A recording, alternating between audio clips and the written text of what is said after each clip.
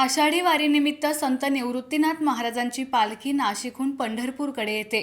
सुमारे 400 किलोमीटरच्या या प्रवासात 3 प्रमुख ठिकाणी रिंगण सोहळे होतात, जिथे वारकरी भक्तिरसात न्हाऊन निघतात। पण या पालखी सोहळ्याचं आणखी एक वैशिष्ट्य म्हणजे पालखी मार्गावर रांगोळीच्या पायघड्या घालण्याची परंपरा। ही परंपरा नेमकी काय आहे हे जाणून घेण्यासाठी आमचे प्रतिनिधी अशोक कांबळे यांनी काही रांगोळीकारांशी संवाद साधला। ही परंपरा अनेक वर्षांपासून सुरू असून ती वारकरी संप्रदायाच्या निष्ठेचे आणि आदराचे प्रतीक आहे। पालखी मार्ग स्वच्छ करून त्यावर विविध रंगांच्या रांगोळ्यांनी आकर्षक नक्षीकाम केलं जातं। अनेक रांगोळीकार आणि स्थानिक भक्तगण एकत्र येऊन हे काम करतात। फुलांचे, पानांचे, धार्मिक चिन्हांचे आणि अनेकदा संत निवृत्तीनाथांच्या जीवनावर आधारित देखावे रांगोळीतून साकारले जातात। पालखी जेव्हा पायघड्यांवरून जाते तेव्हा ते दृश्य मनमोहक असतं।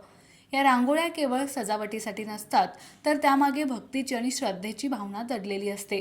वारकरी पंढरपूरच्या विठ्ठलाच्या भेटीसाठी आतुर असतात आणि या रांगोळीच्या पायघड्या त्यांच्या स्वागतासाठी घातल्या जातात। रांगोळीकार मोठ्या श्रद्धेनं आणि मेहनतीनं हे काम करतात, कारण त्यांच्यासाठी हा एक सेवेचाच भाग असतो। यामुळे पालखी सोहळ्याला एक वेगळीच शोभा येते आणि भक्तांनाही एक वेगळाच आनंद मिळतो।